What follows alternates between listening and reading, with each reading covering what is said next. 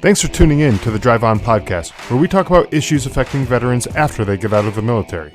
Before we get started, I'd like to ask a favor. If you haven't done so already, please rate and review the show on Apple Podcasts. If you've already done that, thank you. These ratings help the show get discovered so it can reach a wider audience. And while you're there, click the subscribe button so that you get notified of new episodes as soon as they come out. If you don't use Apple Podcasts, you can visit driveonpodcast.com/subscribe to find other ways of subscribing, including our email list. I'm your host, Scott DeLuzio, and now, let's get on with the show. Hey everyone, today my guest is Lynn Christian. She is the founder of Soul Salt and a motivational speaker. Lynn speaks on topics related to leadership, time management, career reinvention, and how to find your purpose and live a badass life. So Lynn, thank you for being on the show. Welcome. Why don't you tell us a little bit about yourself and what you do? Sure. So I grew up in rural Utah. My father was an ex-Marine from the Korean War. And so I grew up with a jarhead uniform in my father's closet that he would put on occasionally. And so I grew up in a very rural setting. And so I would have a lot of freedom. If I got my chores completed, I could ride my bike down to the family farm, saddle up my pony and be gone for the rest of the afternoon. So I knew a lot of freedom. I grew up and decided that when I was in high school, I thought I wanted to be an attorney because I was really good at debate in high school. And in every debate I was in, from the 3 years I was in high school, each time I got the highest points. And so I thought, well, out of the speaker's points, that's kind of pointing me to an aptitude I have. I should probably develop that. And of course, I thought, well, the logical thing is to go study political history and social science, and then go get a law degree. And I also, in high school, had some habits that were sort of pulling me one way. I was running and training for a track team. I was supposed to be a mile sprinter. And I had really done some things to my body the night before, and I'll leave that to your imagination, that I just couldn't perform. And I sat down literally on the curb with my feet in the gutter and thought, what am I doing? And then I also thought, not just in this moment, I'm trying to force myself to do something, and I didn't prepare my body for it. So I had this epiphany, and then I thought, and what am I doing with my education? Like, I really want to go to law school and spend the rest of my life arguing. And it's not that I don't have great respect for law. As I asked myself that question, I didn't get a resounding, yeah, that's true for you. In fact, I thought, that's going to just eat away at me. I'm competitive, I am driven, and I am going to just get into a rat wheel that you see, like the little hermit or the little hamsters, and I'm going to be on one of those hamsters wheels the rest of my life. And I looked across the street, and I was sitting in front of my elementary school. I had run so far that I was at the other end of town, and I was sitting in front of this elementary school, and I decided, I want to go do what those people in that building did for me. I want to go inspire and elevate people's opinions about what they can do with their lives. And so that's what I did. I bagged a scholarship, and I went and got a degree in education, became a school teacher. I taught for 15 years. At the time, when the 15-year came around, I was a single parent raising 3 children. I wanted to look at the National Guard to see if that was a place where I could earn some supplemental money. Lo and behold, I had just passed the age where I could do that. So I started looking at other ways to earn a living, and eventually left and went into business and became a writer. I wrote instructional design for Franklin Covey, did some ghostwriting for them, became a project manager. And in the meantime, I had been the recipient of some good coaching, and found out that personal development that a coach has is really life. It's like a finishing school for adults. So I took some of my savings, went back to school, studied to become a coach. And then while I was working full-time at Franklin Covey, I worked part-time as a coach, built up a practice. By the time I left Franklin Covey, I had been asked to be the director of innovation for their coaching company. Um, and I was um, leaving behind what looked like corporate security to start my own business. And I haven't looked back since that year. It was 2004 when I did it full time. Started coaching in 1998, but I took a while to build the personal coaching side of it. So today I support the entrepreneurial mindset. I work with reinventors. So sometimes that's somebody who's leaving corporate America and wanting to reinvent and do something with their own DNA, inject that somehow into a capitalistic society and find out if they can make a living by doing things that inspire them. I also work with the entrepreneurs who have employees. And I talk a lot about those topics you mentioned, how to be true to yourself, how to be strong, because your listeners, if you've been through the armed services, you know there's a difference between strength and power and endurance. And you know that strength can look strong in the gym, but not be strong when you've got, when you have all your belongings that belong to you at that moment on your back and it's half your weight. You know, real strength comes when you can functionally move with that kind of weight. And then also how to stay focused, knowing where to attend and what are distractions. So things that I know people who are trained in the armed services have to attune to, those actually have crossover to the things that I coach individuals on. And so that's a nutshell of a professional life right there in front of you. That's maybe more than you wanted, but I hope that paints a picture of why I ended up in front of you, Scott. No, it's actually good. And I like hearing people's journeys because, sometimes, life throws curveballs and you never know where you're going to end up. And it's always interesting. You start off as a school teacher and then you flirt with the idea of going into the National Guard. And, just because of timing really is the reason that you didn't go into the National Guard, when it comes down to it. And, your whole life trajectory from that point forward could have been totally different had you actually gone into the National Guard. And so it's, I do always enjoy hearing people's backstories and where they come from and how all of that happens. So, well, when you first reached out to the show, when we first, kind of communicated a little bit there was a number of potential topics that we're going to talk about. And I think, we're going to cover some of these topics in future episodes. We're going to have you back on the show because I think they're all really great topics for the veteran audience that we have. But today we're going to be talking about knowing your core values and making choices that are true to yourself. I think one of the problems that many veterans face, whether they realize it or not, is just not knowing their own set of core values. And this actually could be for anyone really, but I think veterans especially could fall into this category. First off, could you define what we're talking about here when we're talking about core values? Yes. So I'm going to agree with everything you just said, Scott, because we can be recruited into a business, we can be recruited into the armed services, and part of us then adopts a core value system from the entity that we joined, that we gave our consent to be a part of. And so when I define core values, and by the way, the name of my company is Soul Salt, which I did not name. I had been in business for about 5 years with the name of just Coach Lynn, because I knew I would come up with a really cheesy brand if I had to brand myself, because I'm not a brander. And so I had some marketing people come in, they gave their feedback, they listened to people I'd worked with, and they said, there's this thing that you do that's one part very tangible and palpable. You help us deal with what's in front of us in this world. And then there's this esoteric part, Lynn, where we don't know how you do it, but you reach into our souls and help us hear this inner wisdom.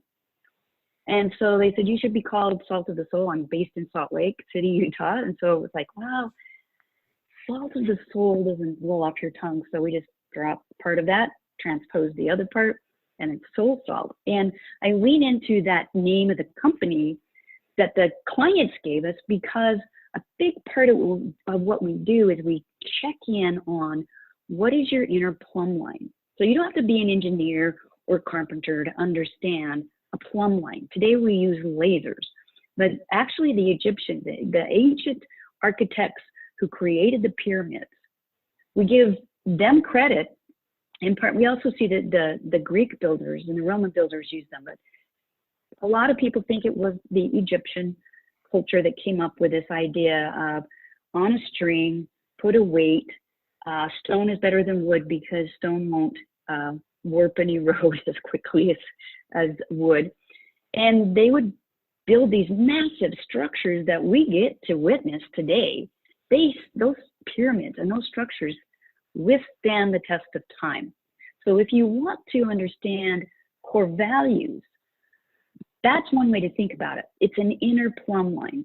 Another way is it's a moral compass that points towards certain things that sort of light up and are your North Stars.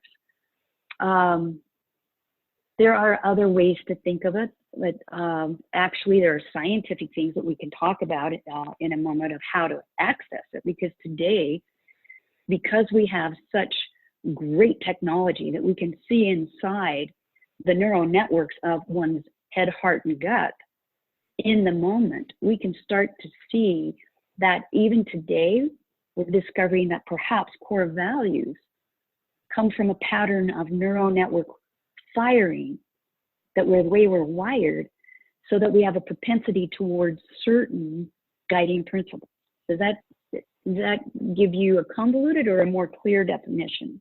No, I think that that makes sense, and I think I sort of wanted to have that sort of definition to make sure that everyone is on the same page, that we know what we're talking about when we're talking about core values, because I mean realistically it's going to be somewhat different for everybody, because my core values are going to be different than yours, and it's going to be different from anyone who's listening to this, and so it's important to know that just because my core values might be X, whatever it is, it doesn't mean that it has to fall in line with anybody else, and you shouldn't feel awkward or strange that yours aren't lining up with mine or whatever, because that's just not how these things work. So so yeah, I think that makes sense with what you said there, and I just like I said, I want to make sure we are all sort of on the same page with that. Can I extend what you just said, Scott, for a second? Yeah, sure. Yeah. Even one of the Army's core values of personal courage, mm-hmm. and I read through that definition, even to a word of courage. Courage is one of my core values. And we use words. Words are not things. They're more like the tools we use to explain something that's going on inside of us, where we make meaning or how we define things. And so even if the words are the same in people's core value system, that doesn't mean they define it, and thereby they don't align with the same behaviors necessarily, even though the word might seem identical. It is unique per person, like a thumbprint. It's unique. Right. Yeah, and that makes total sense too. Someone might just the word courage. Someone might define that as standing up to an adversary of some sort, and that could take courage, but it also could be just doing something that you're afraid of. If you're afraid of heights and you're going up on a tall ladder or something like that, that might actually take some courage to do that type of thing. Speaking from experience there, where I am afraid of heights, so so I definitely can hear that, where even certain words might have different definitions to different people. So now that we know kind of what core values are, how does somebody go about figuring out what their core values are? How would I? So I'm sitting here and okay, now I understand what core values are. How do I think to myself, how am I going to figure out what my core values are, so I know what are those important things to me? Right, and that is a process, and I'll actually take you through part of that process if you like, Scott. Sure. it is a unique process. It's almost like the distillation of, say, rum, or how the dew condenses slowly, it forms. And so being patient and giving yourself an allowance of having it occur to you over time is very wise. And then even after you identify it, allowing it to be malleable, mold over time and refine. Because what I find for myself and for those around me when I'm working with clients, this is the baseline concept of what we do together in my coaching practice. Even when we identify that plumb line, the rest of your life is an experiment on refining, well, what did I mean when I said courage? And how does it manifest in this decision? Or how does it guide me in this situation? So it can be a lifelong process of having a conversation with that inner plumb line, even once you identify what maybe what the different vectors are that converge in and give you that line. So should we just play with that for just a minute and give the audience a chance to, okay. So first thing I would ask you to do is, there are people in our lives, and Scott, be thinking of this, because I'm going to ask you directly to name them. There are people in our lives that stand out as holding some kind of deeper meaning for us than others. Maybe it's because we admire some piece of them. It's really hard to admire an individual in totality because we have our shadow side. But there are people that we might admire for some aspect of their character. It may be somebody that we respect or somebody that we can't put our finger on it, but we have an affinity for them. Like there's a reason we feel drawn to them. We notice them. We want to see what they're doing. They're almost like a micro hero for some aspect, or it's like, yeah, what they're doing, that's me. That's what I want to do. So just off the top of your head, as you've heard that little bit of stimuli, what did that evoke in you, Scott? What sort of, name 3 people that came to mind. Yeah. So actually, as you're talking, several people did come to mind. And I think how you were saying how in totality, maybe not, you don't have that same affinity for the person, for their whole, everything that they are, but there's bits and pieces that you admire about those individuals. And so for instance, one of the people that popped in my mind is somebody that I served with in the military, and he does a lot of great stuff with his kids, and he's always putting his kids first, and he's just a really, really great father. And so to me, just his attitude and his appreciation for his children, and just being a great father is one of those things that I look at and like that's somebody who's doing it right.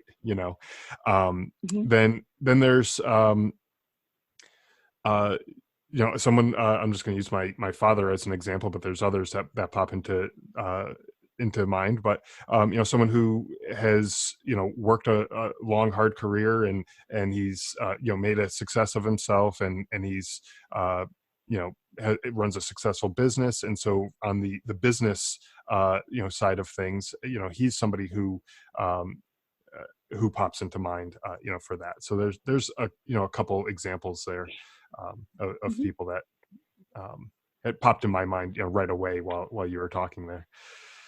Those are really great examples. So this service buddy of yours, there's something about what he does with his kids, and you called him a great father. So I'm going to ask you to reflect for just a moment. What is it about him that he's mirroring back to you that wants to be bigger and stronger and better at something? In myself, is that what you're saying? Yeah, yeah. So, I mean, I see, and of course, this is mostly through social media. So we're always seeing each other's A game, when, right. you're not posting, the blooper reel on social media all the time. So, when I compare myself to that, as a father, I compare myself to that, and I am including all of my blooper reel, all the excerpts that wouldn't necessarily make it onto Instagram or whatever. Yeah, yeah. And I see all of those things, and I feel like, maybe I there's things that I could do better. And I know in reality, I am doing a good job as a father, and, I'm doing Sure. the good things. But, so I see him, and I just see his devotion and uh, his willingness to do, just about anything for his kids is just really inspiring. And it's one of those things that encourages me to go out and be a better father. I see how he interacts with his kids, and the things that he'll do for his kids. And it makes me want to go out and do better and be better. Because we can all improve no matter what we're doing, even if we're the best. Especially a parent. Yeah, a parenthood, right? Yeah, that's the place one of where those things never ending. They never gets. You never hit the peak of your game on that. There's no star athlete, if you will, in that. Right. So can I play a couple of the words that you gave me just then, and just notice if you feel one ringing more true to you than the others? Okay. One was being inspiring to children, and the other one was devotion to the children. Yep. Is there one that sort of rings more clear or more true than the other? Yeah, I think the devotion aspect is something that, if someone was to ask me, when speaking about him, if there was any doubt in my mind that he was devoted to his kids, or there would be absolutely none, no doubt whatsoever. And that's how I feel about my own kids. And that's what I want to be for my kids. I want to be devoted to them, and I want to, be encouraging to them. And I want to, help them, with, figuring out life like we all are trying to do. But that's one of those things that is, to me, it sort of rings true. Well, I have the benefit of being able to look into your face and watch your expressions and your hand movements, and even see that when you said that. So I'm going to give you the challenge personally. Your listeners won't get to do this. When you go back and look at this recording, notice, Scott, that when you talked about this, you came from the heart. And we suspect that our core values actually do have a function. There are 40,000 sensory neurites that we've been able to identify today in the human heart. So they sort of lit up, and you were using body language where you took your hand, pointed to your chest when you were using the word devoted to these children. And if you go back and listen to the recording, and people who will hear that, it's like you said, I'm devoted to them having a good life. So some people might listen to this recording and say, oh, because I'm being fairly transparent what we're doing here, that he values family. And maybe you like that word as a value. I would challenge you to say, when we talked about it, and when I gave a few questions and you went deeper than just a cursory answer, you gave flavor and color around that devotion. And I wonder if you look back over your history as a father, or even in the time when you were a serviceman, active duty. I think you were in infantry. Is that right? Mm-hmm. That's correct. Yeah. Yeah. Was devotion always a part of your guiding principles? And even though you didn't get there, maybe 100% of the time, you said, I am willing to go there, and I'm wanting to go there. I value that. Mm-hmm. Can you see other examples of devotion? Yeah. To my wife, to, when I was in the military, I went in 100%, when I was you were totally devoted. I didn't, there were times when when it sucked and I didn't want to do the Yes. things that we were doing. And there's always those types of things that are happening. But I never never during that time was I thinking, oh, this sucks, I'm just going to quit, I'm going to walk away, and I'm going to go AWOL, and I'm going to be done with this, I'll never, that was never a thought that crossed my mind. It was, I have a job, I need to do it, and that's basically the end of the story there. It was just do the work and get the job done. So yeah, so there's certainly other examples like that, but for brevity, for the sake of the episode, we can not dive too deep into that. Well, if we look at it, you can see a pattern of how this principle, as you define it, plays out. And it's a realistic thing. Like for military people that are listening to this, or non-military people that are listening, that's the reality. There were times as an infantryman, there were times as you were probably going through basic training, it sucked. There are times as a dad, it sucks. There are times as a husband, as a wife, as a partner, as a spouse, it sucks. And yet if you see that even in the hard times, you stayed devoted, the pattern across the board was, when things ironed out, when shit hit the fan at the end of the day, I was still devoted. There must be something inside of you that you use to guide you, because that is a piece of you. That's as much a part of you. That's a part that's big and bold and transparent and beautiful about you.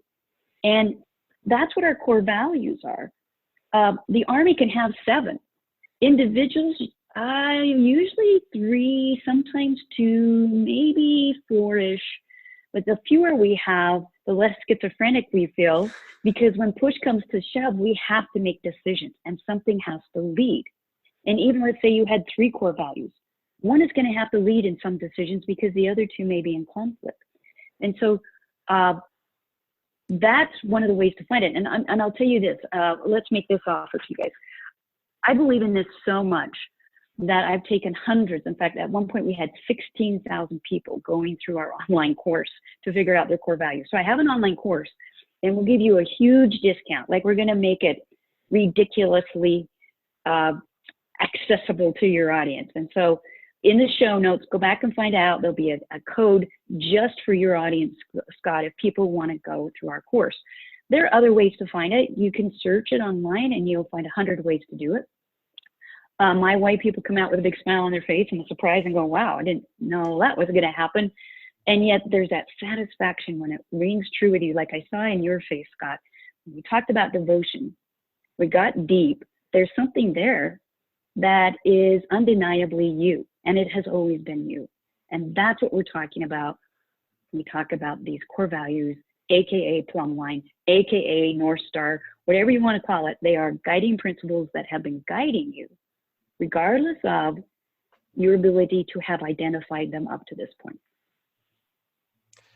Yeah, that's really good. And I'm glad we kind of covered, what they are and how to, sort of identify them.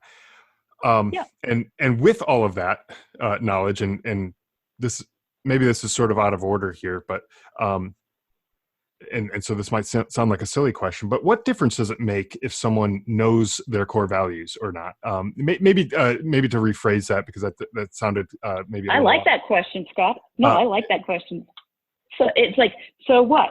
Now what happens, well, right? that's not how I wanted it to come off, but I guess, could someone be just as successful in, kind of navigating through life if they didn't know what their core values were? So what is the significance, I should say? Good question. Well, to that question about could somebody do this without knowing, probably they could be somewhat successful, because if they're really functions of some neural networks, then they are firing. But it's the difference between being competent and being consciously competent. It's the difference of knowing that you can lift a lot of weight, but also knowing how do you use the levers of your muscles and bones to lift it elegantly, efficiently, and without injury. Right. So yes, it is like a power tool. I think it's one of the reasons, people started calling me a badass. I'm 60 now. When I was 50, they started calling me a badass. And I was like, well, it could be because I've been invited into the elite gym, Jim Jones here in Salt Lake City. It could be because I can do a double body deadlift. Weighing in at, today I weighed in at 109.5. My double body deadlift is 145, or excuse me, 245. So I'm like, yeah, it could be those things, but those are surface. When I peeled back and got some research going, it was because I have this inner formula for integrity, and I know it's helped me make decisions. A really good case study of that is an old one, and I relate to this because I had a child in my arms, a babe in my arms, back in 1982, when Tylenol had this terrible, what was Johnson & Johnson. Tylenol was one of their heavy hitters. It had like 33% of the market share for its brand of painkillers. And I woke up one day to hear this terrible story about a little schoolgirl in Chicago who had a headache, and her parents gave her a Tylenol and sent her back to bed and said, we'll come get you in an hour. And if you feel better, we'll go to school. When they went back, she was dead.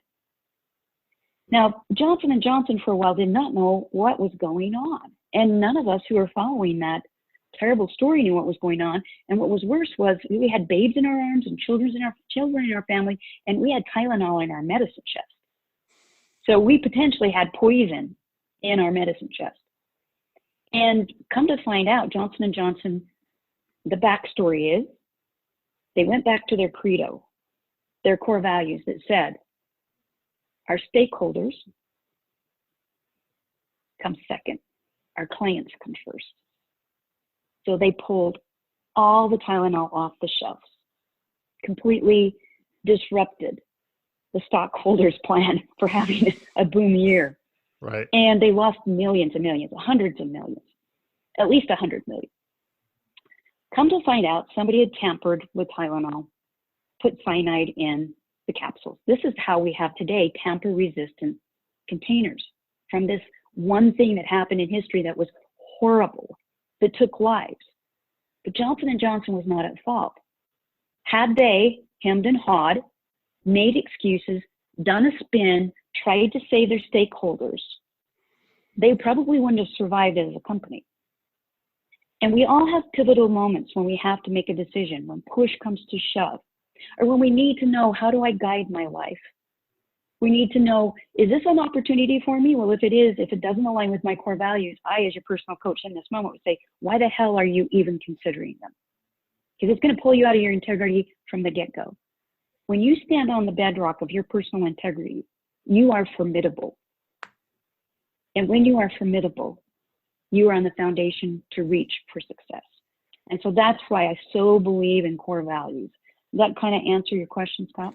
It certainly does. Yeah. So, and that really helped kind of solidify why, knowing what these core values are that each of us have, that, are unique to each of us, kind of knowing what they are, and now we know why they're important, right?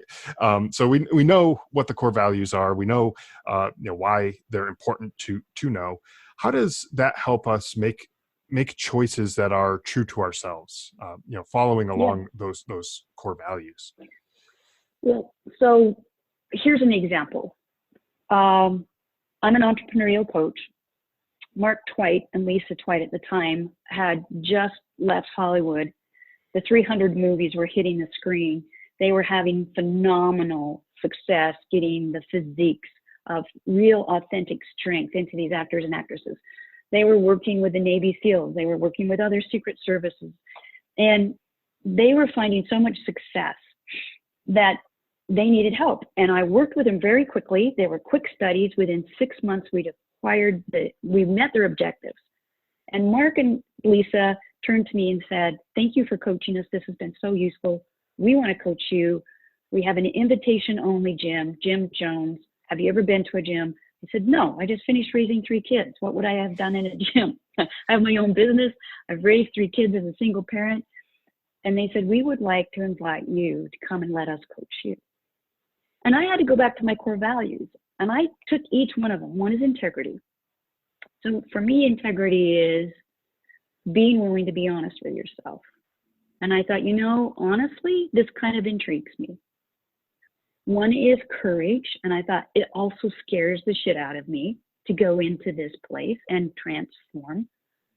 But courage is one of my guiding principles. And the last one was freedom. And I realized I was just about to turn 50 and my body I wasn't able to be as strong or as fast as I had been as a kid. And I thought, maybe I'm losing some of my freedom. So I signed up. I said yes. It changed my life. So that's just a practical decision where I looked and all three were in alignment. To your point as a parent, I had a situation with my daughter. She was tiny before I'd even identified these values. She destroyed a piece of property unwittingly. She put her foot on a gentleman who was a neighbor, who was a master gardener, who had he purchased these shrubs from some international garden space that spelled out his name, and that was on his lawn. And when they were covered with snow, she thought they looked great, and she wanted to stand on the one letter in his name that was the first letter of her name. She stood on it and crushed the little plant. Now, nobody saw it but she and I. It was in the nighttime. And I could have walked away from that. I was a poor single parent, school teacher. I didn't have the money to replace this shrub. But deep in my heart, I knew I needed to teach her honesty. It goes back to my integrity value. And I needed to be honest myself. I would go by that man's yard every day and I would think, we lied about that. So holding her hand, we went to his door, we knocked on the door, and both of us crying, we told him what happened. He was livid, he was crying, but enough emotional intelligence was driving him that he said, please come in. And we talked together, and by the time we talked it through, he said, I'm a master gardener. I have a free account with this company. I can get another shrub. I'm crushed because this is my life, but I'm also glad you told me because I would still be suspicious of my neighbors. So we had a win-win, but it was one of the hardest things I've ever done. And it's taught this child something and it taught me something. So that's the kind of gut-wrenching, in the moment guidelines that we all need to keep us with our moral compass aligned. And I can't think of a better time in history when human beings need to revisit what is that moral compass and make decisions that are right for us, but can also live in co-creative rightness or alignment with others. There can be mutual success, and sometimes it just comes down to, Scott, what do I value? What do you value? On the outside, it may look like they are disparate. It may look like they have to be in conflict.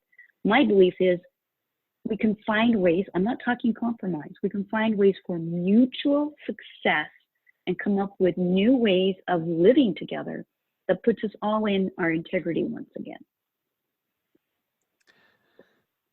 Yeah. So, I mean, that's a really great example of, how that core value of integrity, kind of helped you, not only helped you make the right decision and do the right thing, by your neighbor, by going to his door and telling him what had happened, but also by instilling that value in your own child by showing her, this is what you do when you do something wrong and you kind of mess up. Well, let's go make it right. And let's, it might hurt, but you sort of have to own up to your mistakes and your, whatever your actions happen to be, because that's just who we are as people of integrity, and that's how that works. So, so it looks like we're actually coming up on time. We actually kind of went a little bit over time here on this episode, but it's really been great, good information, I think, on, trying to figure out our core values and knowing who we are and how that can help us, down the road, make better decisions. So it's been great having you on the show. Where can people go to find out more about you and what you do? Sure. So Soul Salt, SOULSALT.com. We have a website, lots of blogs. You can sign up for our newsletter. I usually do a Facebook Live every Tuesday morning, Mountain Time, 9 o'clock. And I personally run the Soul Salt Instagram account and also my own account, which is LYN and Christian, CHRISTIAN. So I run those accounts. I rarely post on Facebook. I'm not on Twitter. I do spend a lot of my focus on Instagram. I'm on LinkedIn. So those are, I think those are the best places. And maybe in a future talk or a future conversation, we'll talk about conversational intelligence. I do have a temporary podcast we put together with Judith E. Glaser called What's Your Conversational Intelligence? And I have a TEDx talk. So you can look at TEDx Salt Lake City, look at my name, LYN, 1N. I'm a little, I'm 5'4", so I'm not real tall, so I only get one N in my name. That's how I remember to tell audiences, one N in Lynn. That's great. Okay. Well, thank you again for being on the show and sharing this information. Like I said, we'll have Lynn back on in some future episodes as well to talk about a few other topics that I think will really be beneficial to veterans and their family members potentially, and other people who are listening to this show. Lynn, I think, has a lot of really good information to share with the audience. So thank you again, Lynn. Thank you. Thanks for listening to the Drive On Podcast. If you want to check out more episodes or learn more about the show, you can visit our website, driveonpodcast.com, or on Facebook, Twitter, and Instagram at Drive On Podcast.